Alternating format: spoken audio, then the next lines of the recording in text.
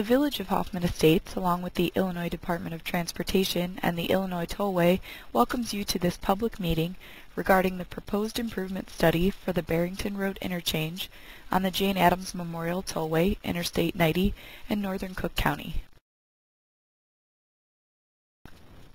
The purpose of today's meeting is to provide you information about the project's planning process and the extensive public involvement opportunities for this study. We are seeking your input regarding the issues and concerns within the project study area. Your input is a valuable part of the study planning process using context-sensitive solutions, which will be detailed in this presentation. This presentation will also show you many opportunities to become involved in the project. You will also find project information in the adjoining room.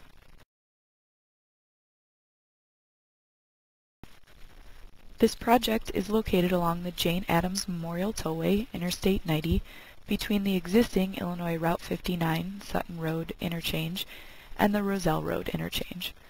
The study area includes the villages of Hoffman Estates and South Barrington.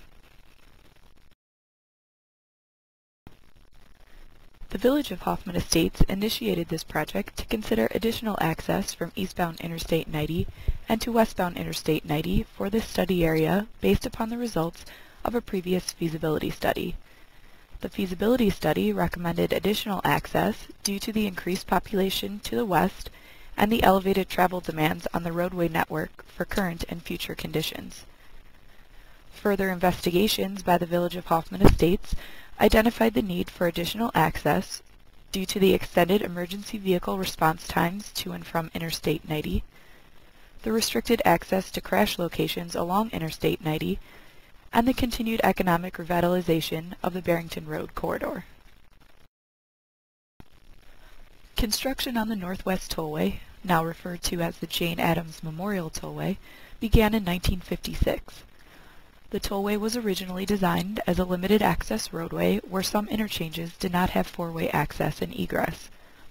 Illinois State Route 59 and unmarked State Route Barrington Road were two examples of these limited access interchanges.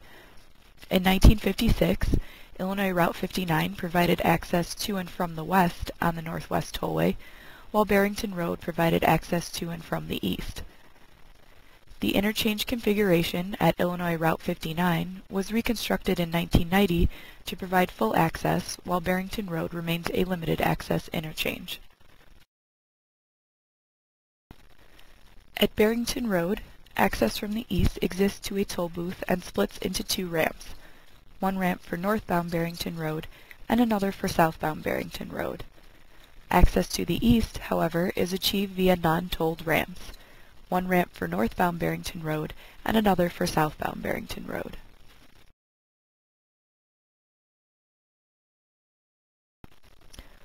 Roadway projects are typically implemented in three distinct phases. Phase 1 includes preliminary engineering and environmental studies. During this phase, issues and concerns are identified, solutions are proposed, and the public is engaged. Phase 1 is expected to last 12 to 18 months for this project. Phase 2 includes contract plan preparation and land acquisition. Phase 2 for this project is expected to last 18 months. Phase 3 is the construction phase, which is most visible to the public. Phase 3 is likely to last up to 24 months. This project is currently in Phase 1. The Village of Hoffman Estates, the Illinois Tollway, and IDOT are all contributing funds for this project. The project is not yet fully funded. The Illinois Tollway's cost participation in this project is up to 50% per tollway policy, with the remainder split between IDOT and the village. The IDOT cost participation of the proposed improvement is included in their fiscal year 2013 to 2018 proposed multimodal transportation improvement program, with funding made available through the Illinois Jobs Now Capital Improvement Program. The village is in the process of securing the remainder of project funds. The village is developing this project in accordance with federal aid procedures to be eligible for federal funds.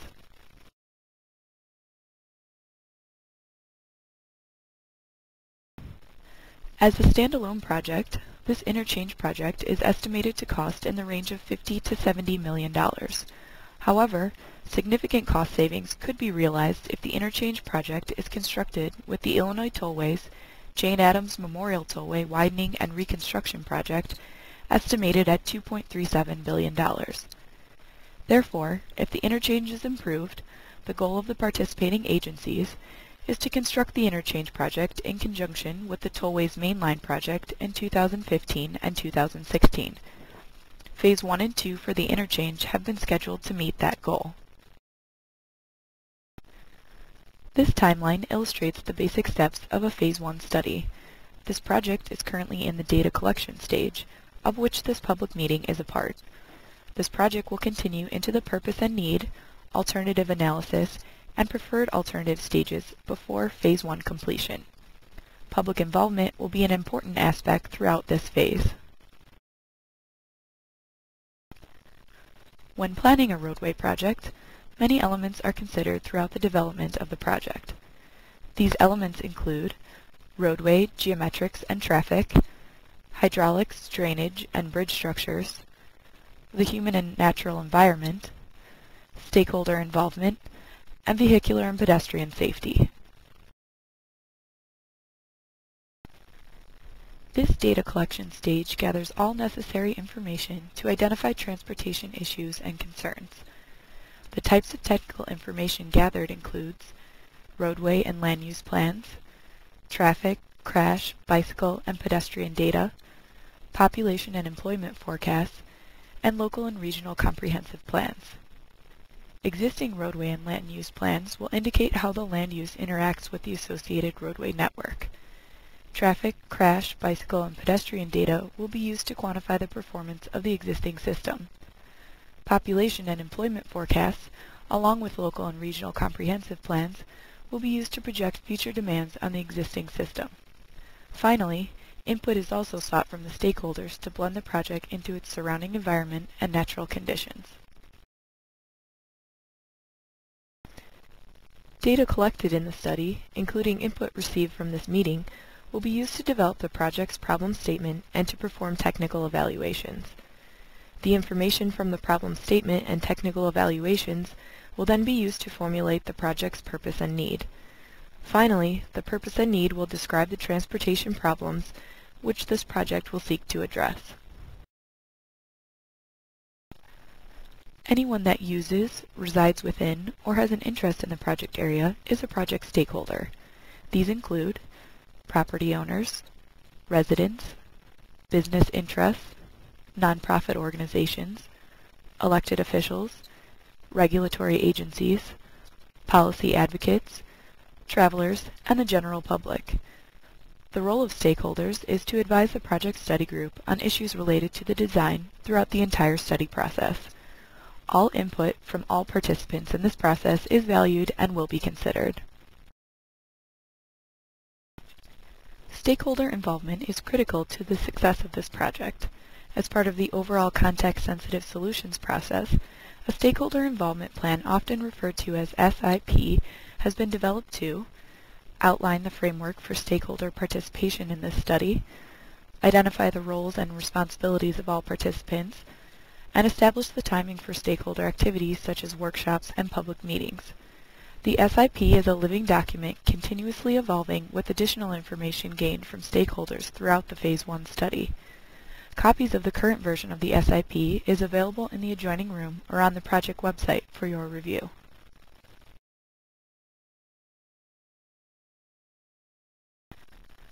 Context-sensitive solutions, often referred to as CSS, is a collaborative, interdisciplinary approach that involves all stakeholders to develop a transportation facility that fits its surroundings or context.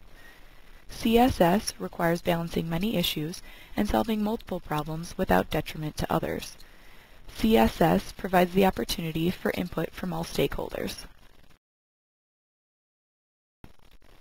The context-sensitive solutions process aims to achieve the following: understand stakeholders' key issues and concerns as they are affected by the project, involve stakeholders in the decision-making process through meetings, advisory groups, and other means, apply flexibility in design to address stakeholder concerns. Alternatives will be developed and coordinated with the stakeholders, and achieve a general understanding of agreement among the stakeholders. A CSS general understanding of agreement occurs when the stakeholders agree that their input has been heard and duly considered, and the process as a whole was fair. There are three main groups of participants in the CSS process. These include the Project Study Group, the Community Advisory Group, and the community at large. Stakeholders are involved in each of these groups.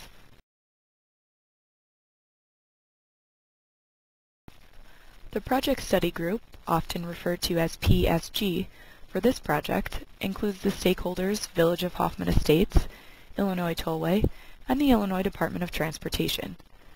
The Federal Highway Administration ensures the requirements are met to qualify for federal funding.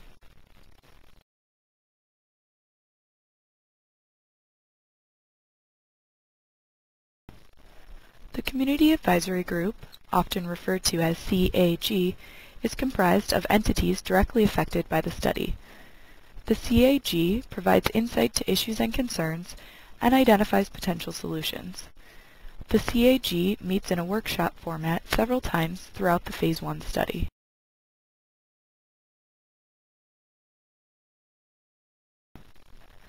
Following this meeting, the next steps of the study will be to form the Community Advisory Group, analyze existing conditions and deficiencies, review issues and concerns identified through data collection and public involvement, begin integrating the technical analysis with the community context evaluation, and define a formal problem statement and purpose and need for the study project. We want to hear from you. Please view the exhibits in the adjoining room and meet the project study team. If you have specific issues or areas of concern, then you may post your comments directly on the aerial exhibit.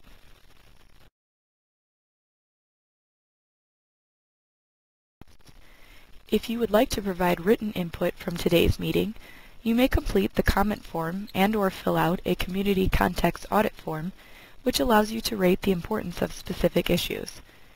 You may also apply to become a member of the Community Advisory Group. Forms may be completed and dropped in the box today, taken home and mailed, or sent to the email address provided. A postal and email address are included on each form. Community Advisory Group applications must be submitted by the Friday, July 6th deadline. Comment forms and community context audit forms must be received by the Wednesday, July 11th deadline to become part of the public meeting record.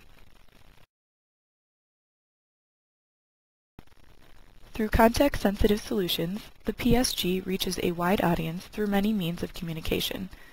This includes public meetings and hearings, such as the meeting tonight.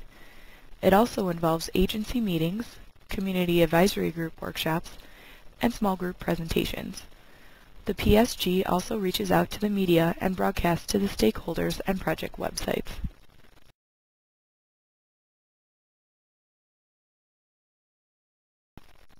Thank you for attending today's public information meeting and taking an active role in the planning process.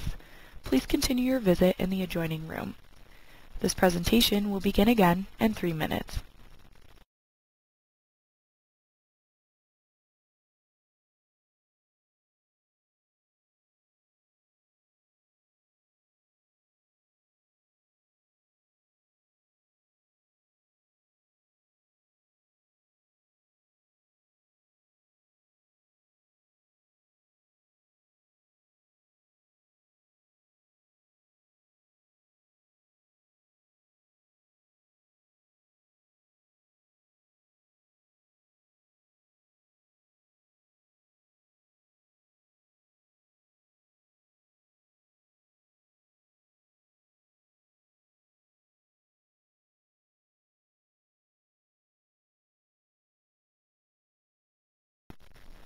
Thank you for attending today's public information meeting and taking an active role in the planning process.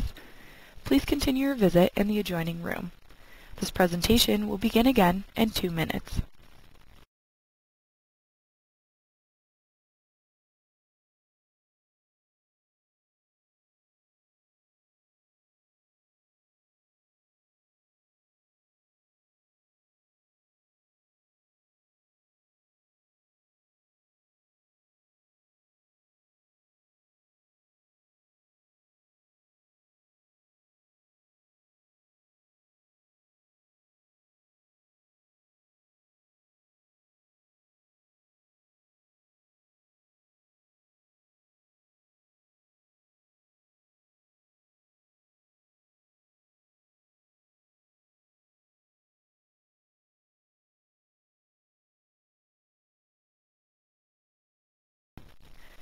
Thank you for attending today's public information meeting and taking an active role in the planning process. Please continue your visit in the adjoining room. This presentation will begin again in 1 minute.